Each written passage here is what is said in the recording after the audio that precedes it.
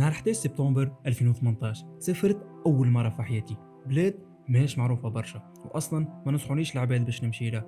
هذاك علاش عملت الفيديو هذايا باش نخليكم تستكشفوا معايا تفاصيل رحلتي في أمريكا، وممكن زادة تكسروا بعض الصور النمطية.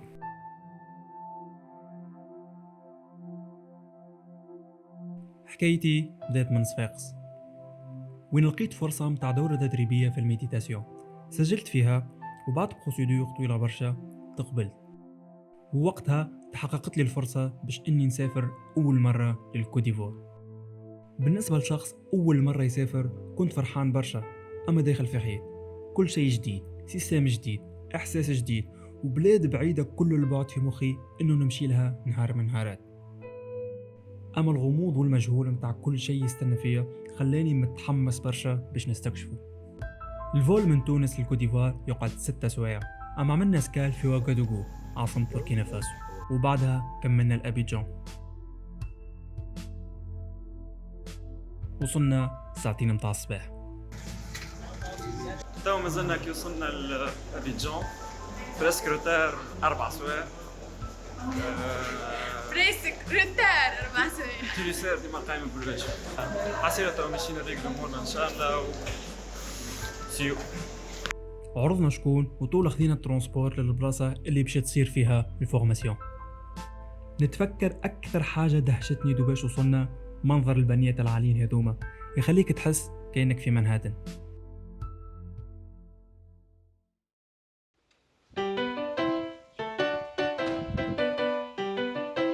هذه هي البلاصة اللي صارت فيها الفورماسيون متاع الميديتاسيون، بلاصة في قلب الطبيعة، لا ريزو لا حس كهرباء، كل شيء على ناتور.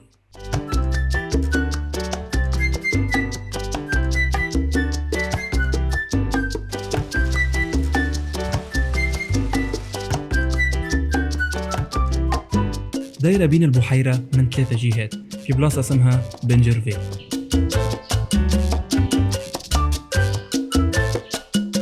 وهوني عديت 3 أيام منقطعة تماما على العالم الخارجي.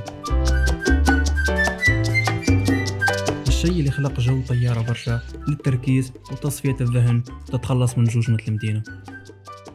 فميكا موجودين لي ليزاغ برشا يعيشوا مع العباد كيما القطاط عنا، أما أكثر حاجة شخت عليها كيفاش يبداو يتحركوا.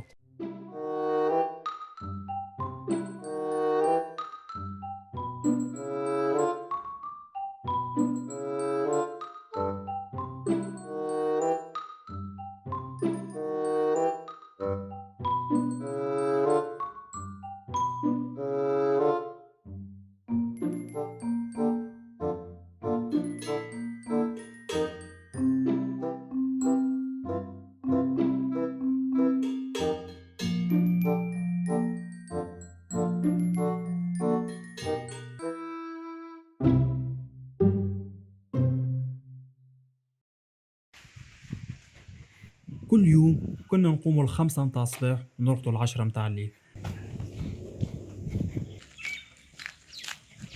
3 حصص تأمل في اليوم بخلاف ديزاكتيفيتي أخرين. Ça on le mange avec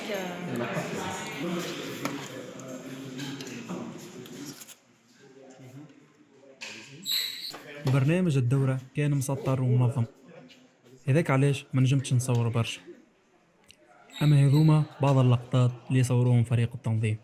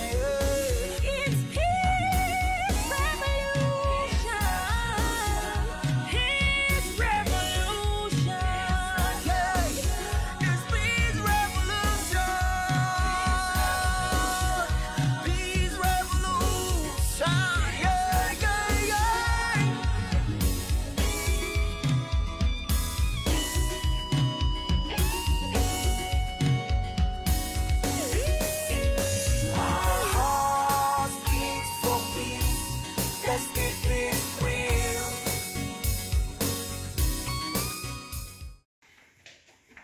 اخرها كملنا كل شيء، واكثر 3 حاجات خرجت بهم من الفورماسيون هذه انه ميديتاسيون هي طريقه حياه، مش انك جوست تغمض عينيك وبر.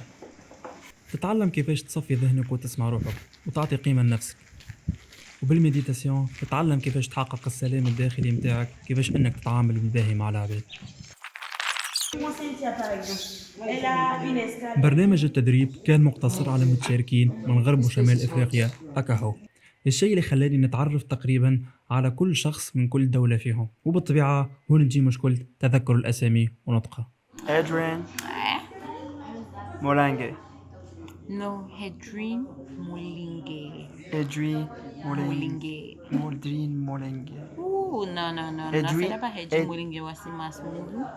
Adrian Molangue, that's right? Yeah, Adrian that's right. Molangue. J+1. Wasif. We are going together? You're my end and my beginning. Even when I lose, I'm winning. الأغنية هذه كانت كل وداع بالنسبة لنا، خاطر كل واحد باش يرجع لبلاده. And you give me all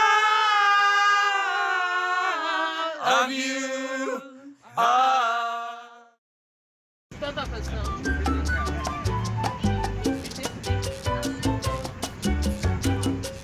خذينا الترونسبور للسونتر فيل أبيجان. No. Okay, see you in Abidjan. See you in Abidjan. وهذه كانت بداية رحلة الاستكشاف الحقيقية بالنسبة لي.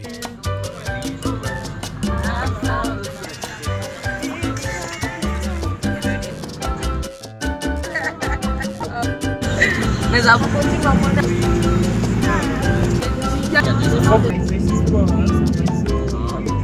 Vai,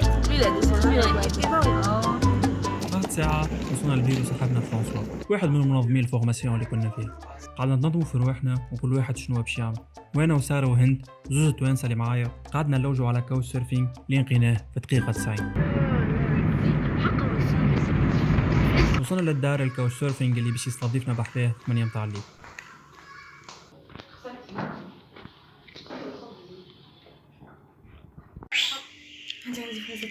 حتى المرضاش بينا.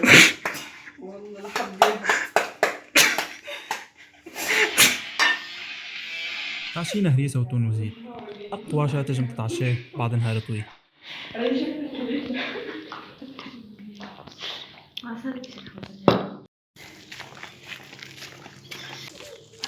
So yeah, first day in Abidjan, living independently, trying coach surfing, and it was a good experience. Yeah, really good.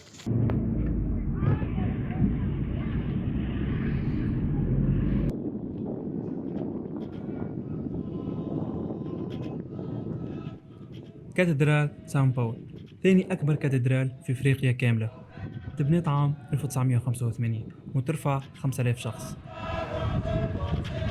في الكوت ديفوار يعيشوا 26 مليون، 43% منهم مسلمين، 34% منهم مسيحيين، و23% منهم أنيميزم ولا ما عندهمش ديانة.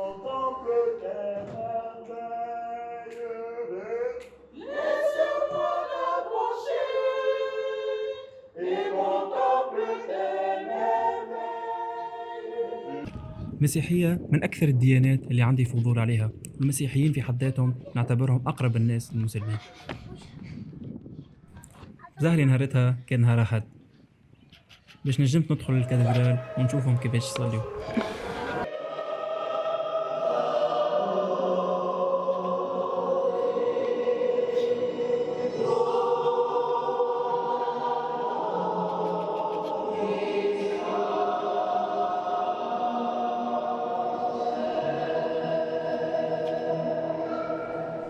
من أحلى الحاجات اللي تنجم تشوفها وتحسها في حياتك.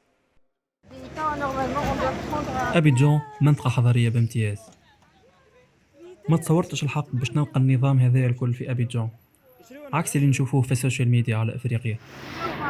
ناخذوا اناناس. Les ananas, ananas 350. 350. Viens voir, ça s'éclaire. أبيجان وحدها فيها 5 ملايين سكان، يعني ربع سكان الكوديفوار، ونسبة التحضر والصناعة هوني فيها كبيرة برشا، الشيء اللي خلاها العاصمة الاقتصادية.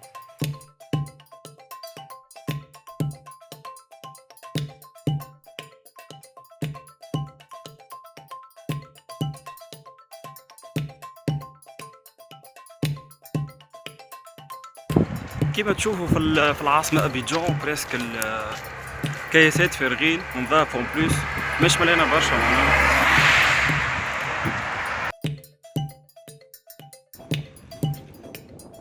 Really, it's unbelievable. It's so beautiful. It's so organized and it's so peaceful here.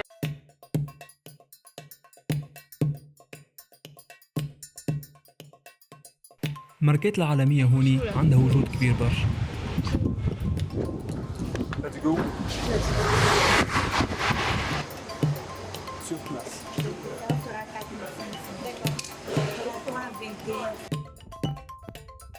مش بعيد برشا على كاتدرال سان باول نلقاو من أكبر المعالم الدينية الخاصة بالمسلمين اللي كما قلنا يشكلوا 43% من سكان الشعب. لا موسكي دو بلاتو. هذايا لا موسكي متاع البلاتو اللي موجود في العاصمة أبيجان. تبنى عام 1996 من أروع الهندسات المعمارية الحديثة اللي تجم تشوفهم في العصر الحديث. يرفع أكثر من 9000 مصلي والمأذنة متاعه طولها 65 متر. 5 دقائق أكهو بالتاكسي كينا روحنا من المدينة للأسواق الشعبية. سوق اسمه الجمل، حرفيا يبيعوا كل شيء لنا، الخضرة والحوت والدبش والحيوانات والفخار وحتى الآلات الموسيقية.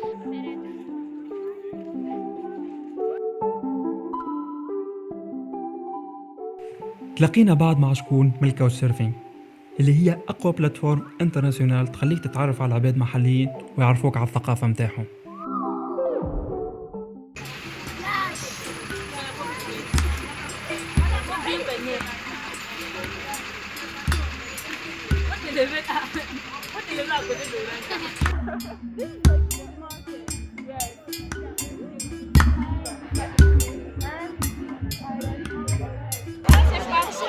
هذا شي يصير وقت الضوء يطفى فجأة. تعشينا حوت من لاجون ومعه أتيكي اللي هي حاجة تشبه الكسكسي. Côte d'Ivoire united, we are making up just one. All Africa is all just one. Yeah. Donc travail, prenez tout, on vous attend. Ouais, je suis venu là, de toi tu es où?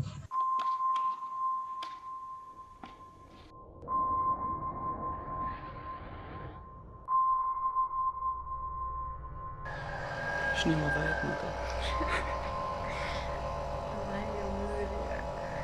رجعنا للدار. اول حاجه مفتاح الاول ما حبش يمشي، دونك نقصت من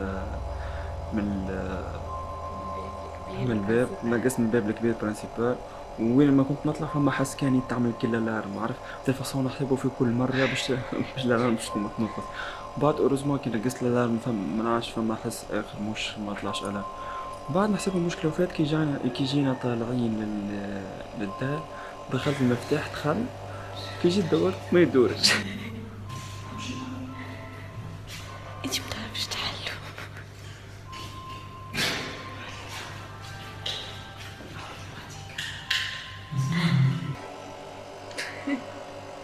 And here we are now. No food. Our luggage ما عندناش is ماكله وباجاج نقعد واحد لداخل في الدار. وغدوة 9 متاع الصباح لازمنا نمشي. وغدا 9 متاع الصباح مسافرين ديجا، دونك لازمنا نخرجوا الباجاج نتاعنا ونشارجوا بورتابلواتنا اللي هما الكل ميتين. بون انا ديجا تو نشارجي بالكاميرا ورسمو مازال فيها شويه شارج. دونك هاي الكومفورت زون. هاي تسمعوا بها الكومفورت زون احنا تو فيها. تتفكروا البنان اللي خديته في النهار؟ سينا ما كليناش، لقيته الكل مغرفص في ساكي، وهلك لي الشارجور والباور بانك وحتى البيسي.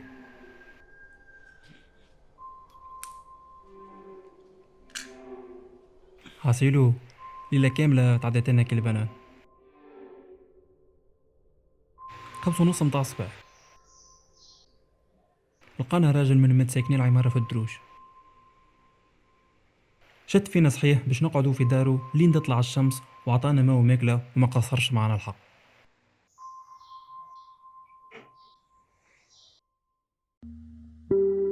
جا الصباح محلونا الباب كان بعد ساعتين واحنا ندققوا، وجارو في نفس ليتاج شايف اللي صار معانا وشد فينا صحيح باش نحولوا بحذاه للدار المدة اللي مازلنا قاعدين فيها في الكوتيفوار. دونك حاولنا دبشنا ولي فاليز متاعنا طول وخرجنا باش نستكشفوا بلاصة جديدة.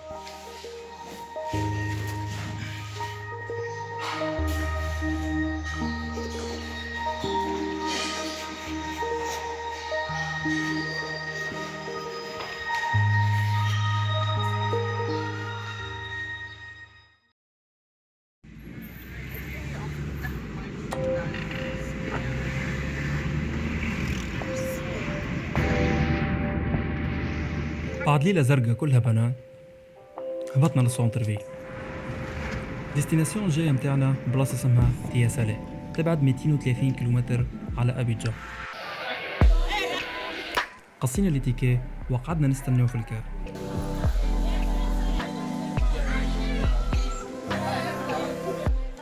سارة ما قعدتش برشا للرقدة بعد ليلة كاملة من غير نوم. 3 سوايع واحنا نستناو في الكار بالجاد، اما اوغوزمون قعد بحدا زوز اخوات هذوما. لعبنا وحكينا في برشا مواضيع تلفاسون ما حسيتش بالوقت.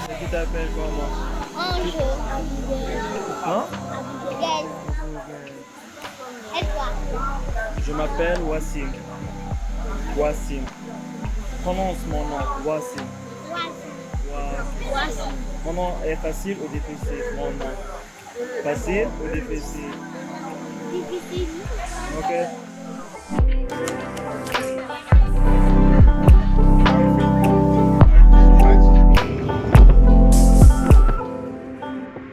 اسمعي الراعي الرسمي للهملة.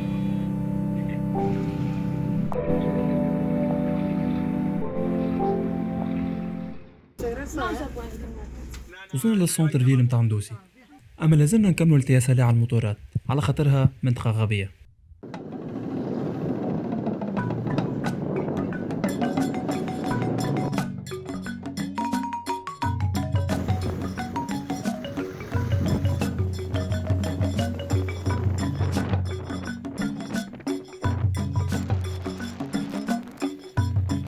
بدينا نتوغلوا في المنطقة الغبية بشوية بشوية، وين باش نلقاو ناس يعيشوا بعيد على الحضارة.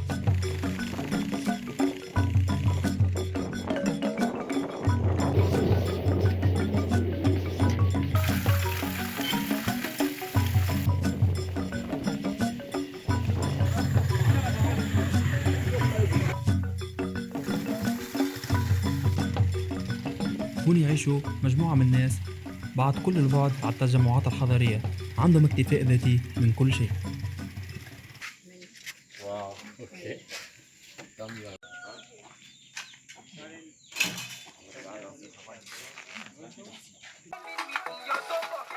عملنا تحريشة صغيرة قبل ما نبدأ نستكشفوا الغابة، وبالطبيعة القاعدة ما تكملش من غير الهريسة التونسية. No worry, that's big enough to be spicy, right? That's it.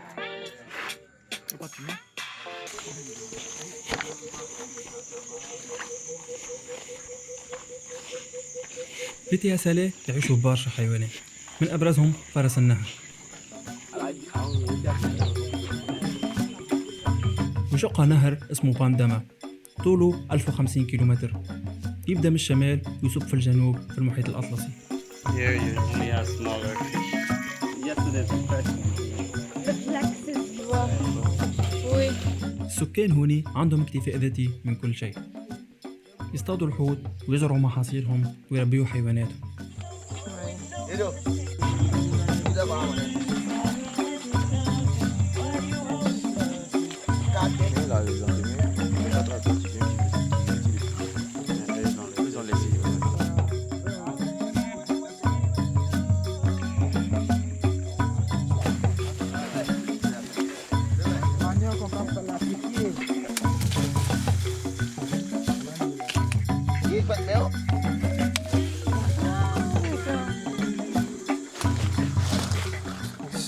c'est quoi?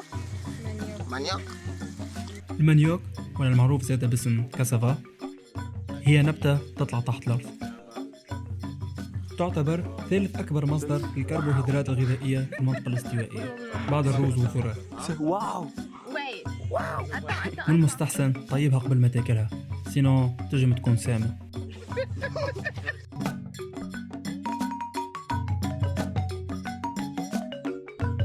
So we are in We are in a village. Somewhere around Chasale. somewhere in It's a Tassali. beautiful place. We have a farm here. We can. Oh. Oh! الدنيا بدأت تظلم ورجعنا مما جينا.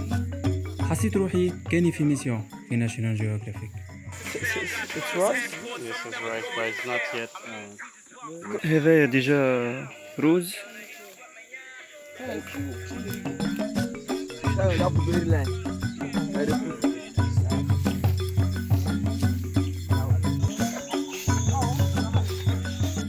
هذه ثمرة النخلة اللي خرجوا منها زيت النخيل.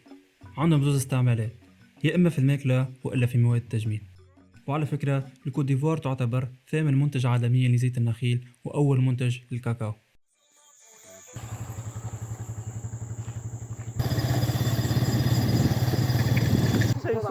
واحنا راجعين في وسط الغابة عوقد بينا الموتور.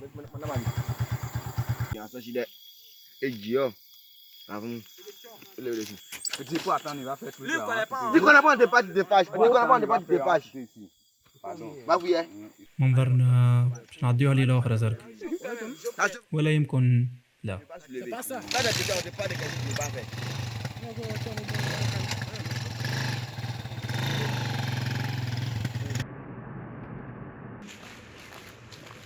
وأخيرا بعد برسك نهارين من غير نوم الواحد باش يرتاح شوي. محلول.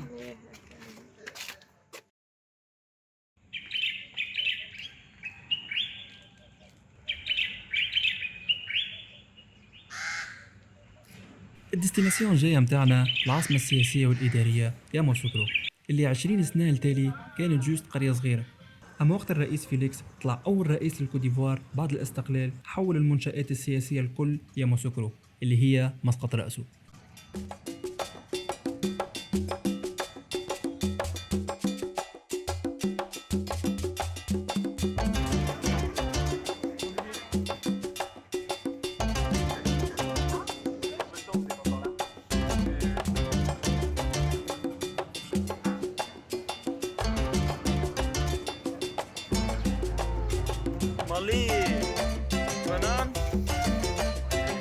الكوت ديفوار مناخ استوائي، وهون الغلة موجودة ورخيصة برشا. كعبة البنان تقابل 50 فرنك بفلوسنا. كنت جري طايح 10 كعبات في النهار.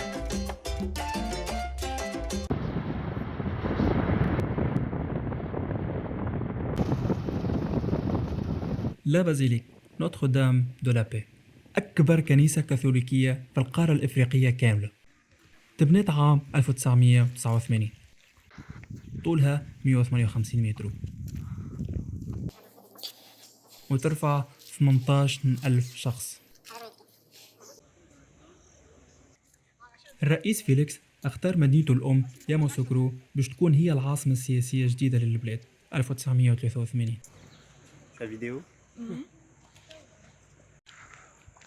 وخلد ذكرى ببناء أكبر كنيسة في العالم باحتساب المساحة اللي مش مغطية.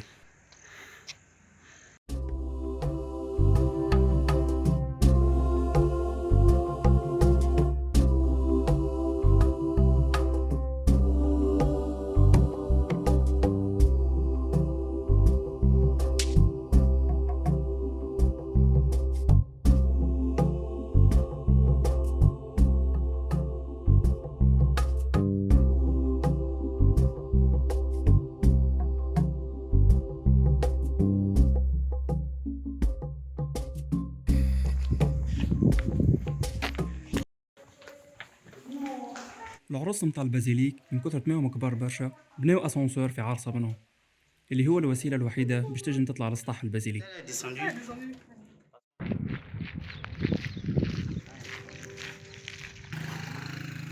Y'a personne?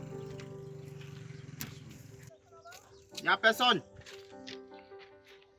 كوكو هيا كعبة كوكو على دينار على دينار على دينار يلا يا شعب يلا يلا يلا يجيو كل بلاصة. C'est vidéo. Vidéo bien photo. هاي شقول ناخذ هيدي على دينار. Bonjour. C'est bon? Bonjour. Ça va?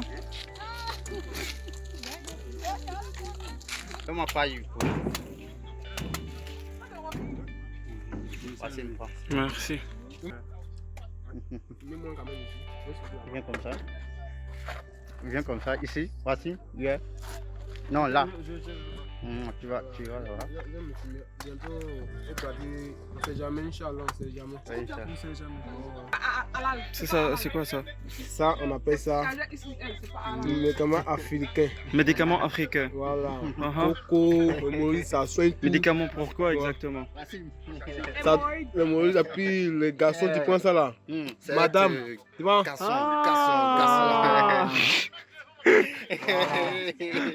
Wow, fort. Merci. Salam alaikum. Tu peux lire le Fatiha? Le Surah, tu peux? أعوذ بالله من الشيطان الرجيم بسم الله الرحمن الرحيم الحمد لله رب العالمين الرحمن الرحيم مالك يوم الدين إياك نعبد وإياك نستعين اهدنا الصراط المستقيم صراط الذين أنعمت عليهم غير المغضوب عليهم ولا الضالين آمين. Look at this. High Look. Regarde-moi. Tu vas monter.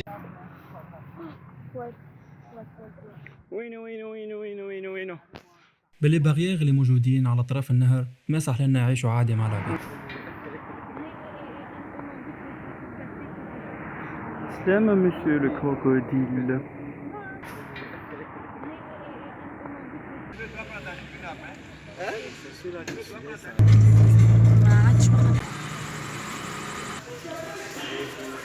اوكي احنا تو قاعدين ناكلوا في دي بلا افريكان. عندنا الاغوتي. واحنا ناكلوا في اللاغوتي قلنا لهم شي يطلع هذا يا اخي طلع جربوه. خرجت من الريستورون وكليت رحم فار. انا وساره No, I'm not included in this. كليت اللحم فار يا جماعه اخر عمري. حاسيلهم صارني تو منعرفش كيفاش نحس بيهم والله جوست. أنا كليت كانوا مغرفون بعد قالوا لي تخي ما كملتش كليت. اسمع عملت روحها كوموكول الماكله حاره برشا اللي تعمل هكا سي بيكون سي بيكون. وانا مشلق بها نغزر لها من بعيد ونعمل لها سي بيكون. هند شقالك الماكله؟ بنين سيرتو الحمر الفار. الصوص كان بنين، نحنا جوست ما تبناش بالانيمال، سينو بور موا الصوص كان بنين. So don't believe وسيم. وكثرت ما قعدت جيعان بعد خذيت البنان يضل شو القبيل؟ لي 5 كيلو بنان. عرفت شي تونسي ينقروا القلوبه انا نقرت البنان. اسمع انا وياه نعملوا في النظرات هذيك جينا فاهمين بعضنا عرفتي شو والله عرفتوا من اللي سمع هكا الحكايه عرفتوا.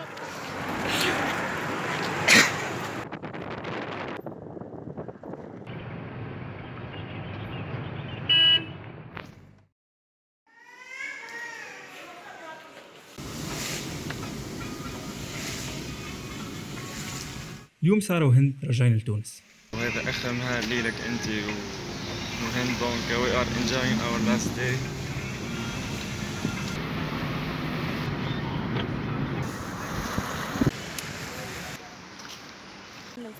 هكا جينا شي راح حبينه. كوت ديفوار ولا ساحل العاش خذت اسمها من تجارة العاش. وقت كانوا التجار الافريقيين يجمعوا انياب الفيولة في اكوام كبيرة برشا ويبيعوها على الساحل تاع المحيط الاطلسي.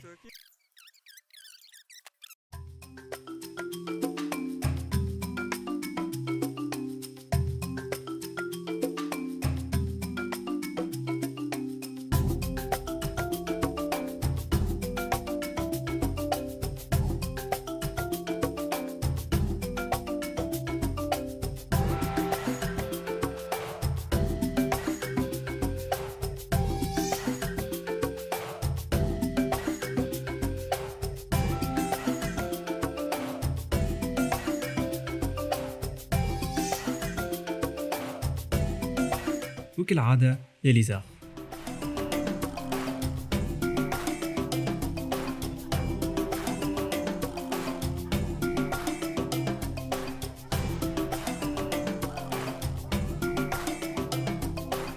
مفهوم الوقت لنا يتبدل برشا، تنسى روحك في التفاصيل.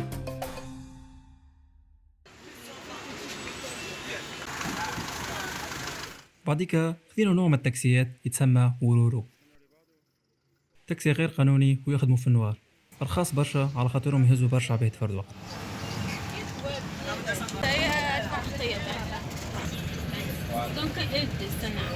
عودنا رجعنا للسوق الشعبي اللي موجود في أدجامي.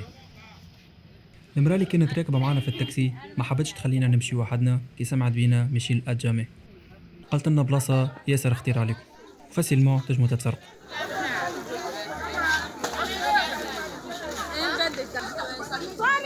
كنت نصور وقتها والتليفون مخبي في وسط الساك.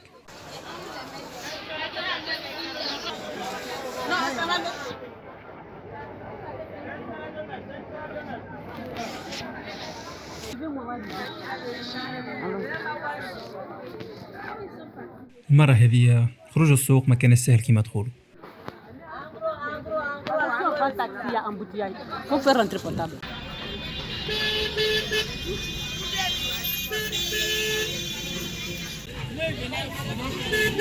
الساعتين متاع القايلة 40 درجة وشبابك الكل مسكرين.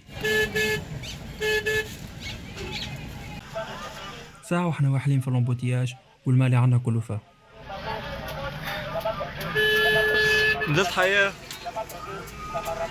نزلت حياة. جريولي بابي مشوار ما حاجة بحطني تيسو بليز بايت.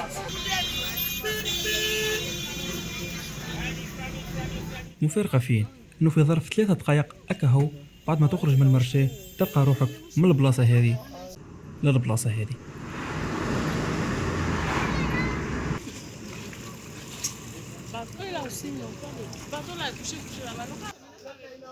عدم ترونسبور خلانا يتسمى باتوبوس.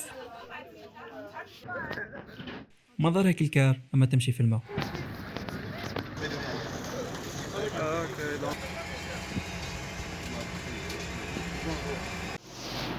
منظر العمارات لنا كالدنيا بدأت تظلم خلاني نحس كأنها منهاتن افريقيا.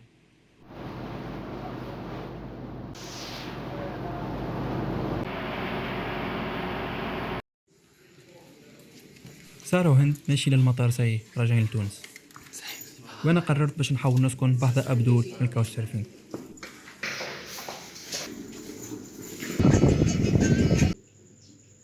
وصلت لدار أبدول ويمشي نكمل نقعد آخر 3 أيامات ليلي في الكوديفوار. هذه حومتي جديدة.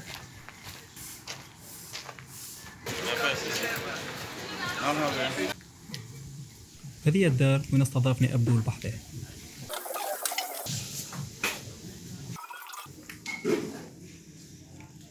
C'est mon ami. Comment tu t'appelles? Amara. Amara. Et quel âge as-tu?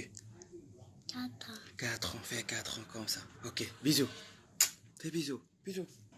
أمارة ديما مقربحة، كل نشاط وحيوية، أما كي يجي قدام الكاميرا يلبد. Tu es très beau.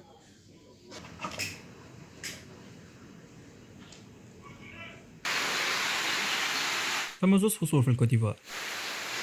الفصل الرطب اللي تصب فيه المطر من جوان حتى لاكشي أكتوبر، والفصل الجاف اللي هو على بقية شهور السنة.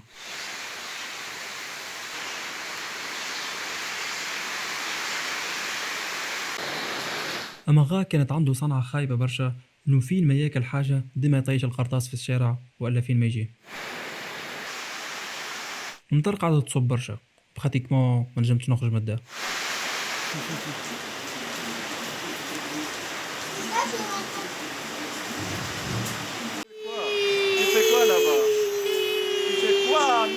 وبالطبيعة أما راكي فيق بيا نصور فيه ولا عاقل كالعادة.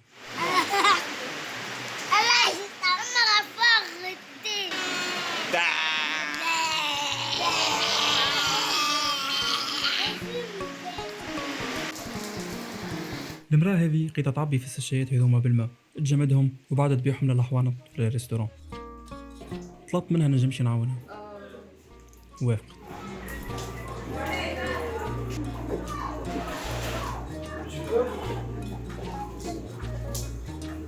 على الأول كنت نحسب الحكاية سهلة برشا، جوز تعبي ساشيه وبعديك تسكره. أما طلعتها من أول مرة.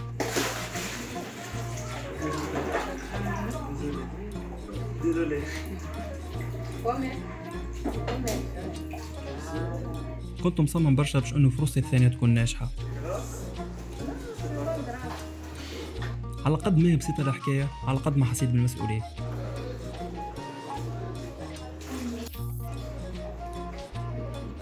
حسيت روحي حرفيا نتعارك مع السشافة ميكا.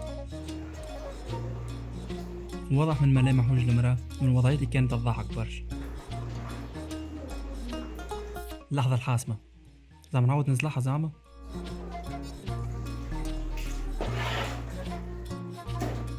حسيت روحي كاني نجحت في قدامها.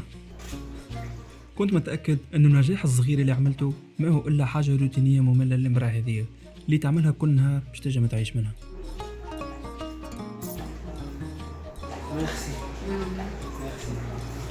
اما ما نجمش نوصف لكم قداش فرحتي كانت كبيرة برشا انه نجمت نرسم الضحك على وجهها.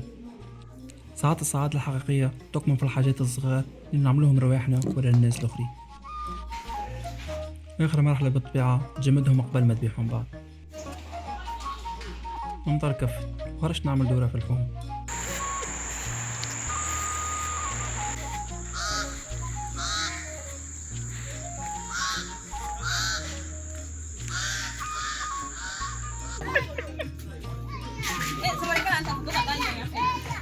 نلقى امرأة تعمل بلا شعبي برشا يتسمى ألوكو،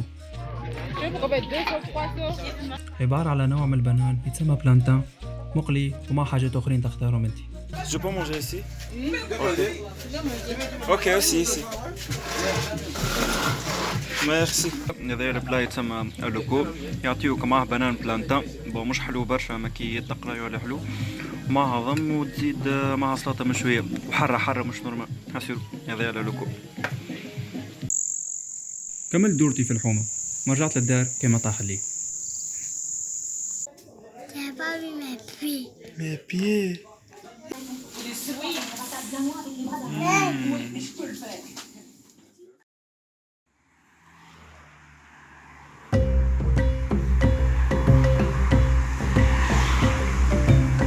اليوم الديستيناسيون متاعي غران باسا اللي هو شط استوائي على المحيط الأطلسي.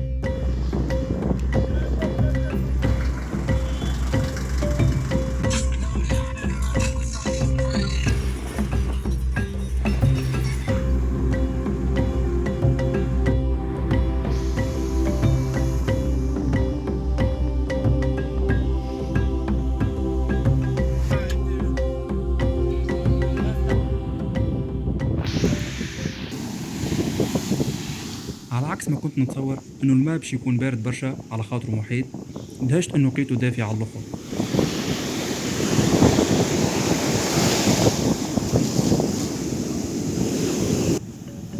اول مره باش نعوم في محيط حسيت روحي باش ننقب بالسماء بالفرح.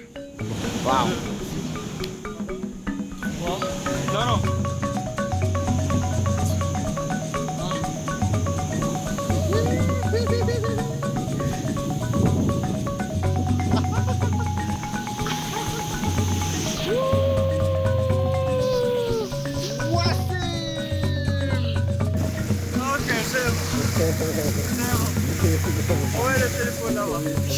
صاحبي ادم هو اللي كان الجيد متاعي في الخارجه هذه، وطلبت منه باش يعمل بروموسيون لكوت ديفوار بالانجلي. Speak in English. Speak in English. Okay. Now you,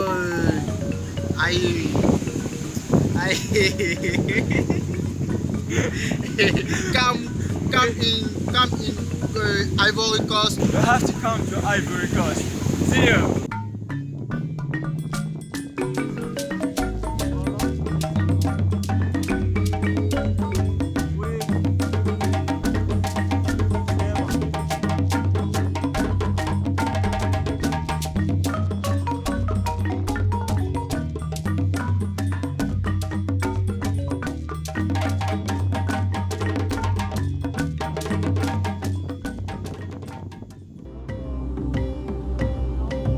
منيش من العباد اللي عندهم معرفة كبيرة بالبحر، أما نحبه لسبب بسيط، خاطره غامض.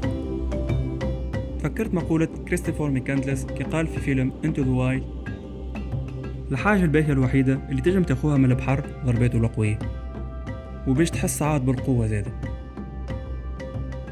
ما نعرفش برشا على البحر، أما نعرف اللي هذه طريقته. نعرف قديش مهم برشا في الدنيا إنه مش بالضرورة تكون قوي، أما الفايدة تحس روحك قوي وتقدر روحك على الأقل مرة واحدة.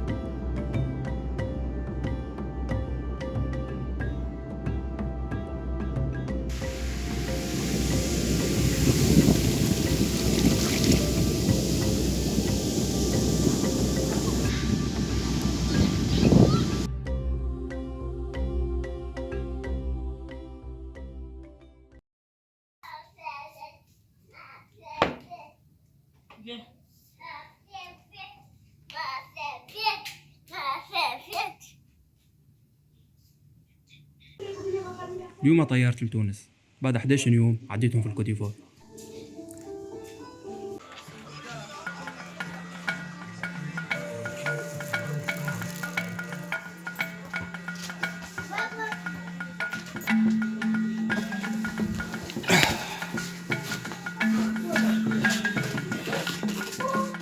تتفكروا صنعة أميرال خايبة كي طيش القراطس في الميجي؟ C'était quoi? Et où on jette les déchets? Où? Où? À la poubelle, oui, high five. High five, hey, high five. Yeah, merci. Alors, bonne santé. Merci, bonne santé. See you, man. In Tunisia. Ok, bye. Oui, ok. Oui. Ok. Enchanté. Merci à vous. Merci. Au revoir. Bye bye. Oui. Au revoir. Au revoir. Merci. Merci. Bye bye. برغم انه عديت بحداهم شوية ايامات هكا هو، اما خليت طرف من روحي في امريكا كي مشيت.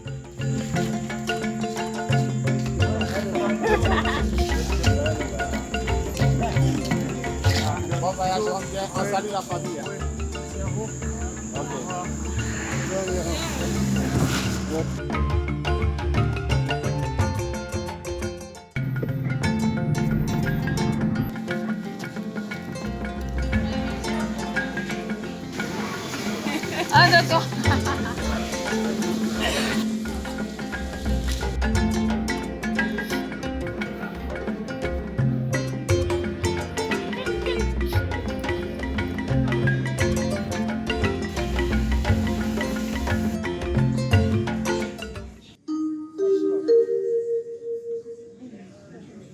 Mesdames et messieurs, votre attention s'il vous plaît. Dans quelques instants, nous allons procéder à l'embarquement du vol Tunisair.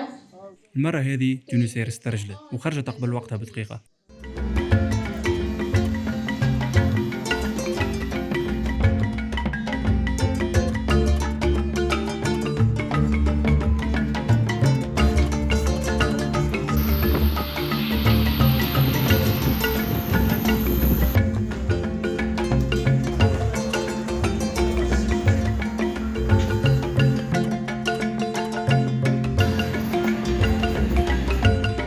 أول حاجة عملتها كي رجعت لتونس كليت مطبقة محرحرة 6 متاع الصباح.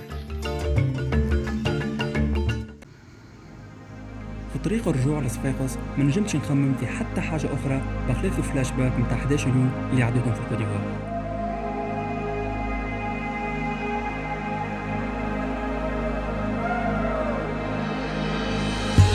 الناس الباهية اللي تعرفت عليهم،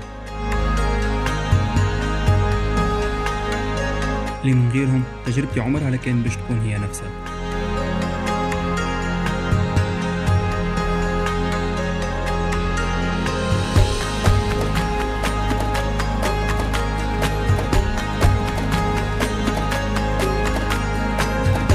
الناس اللي ما نعرفهاش وضحكت لي.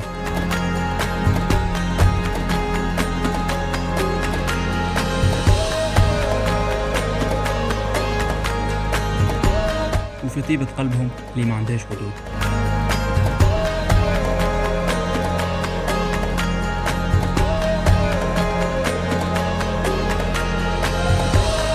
التحتيف والمزيري اللي عشته.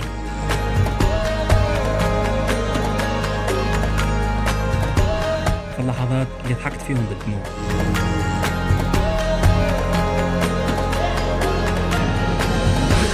سفرتي لأول بلد إفريقي ما هي إلا حاجة سيمبوليك لوين بدات البشرية.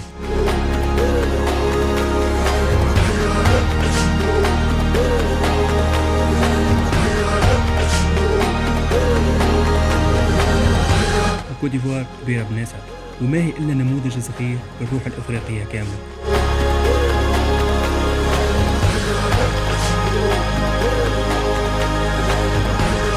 تنوع ناسها وعاداتها وأديانها، أما يبقى رابط الإنسانية يجمعنا وأقوى من أي اختلاف، ويخلينا نحلموا بعالم كله سلام.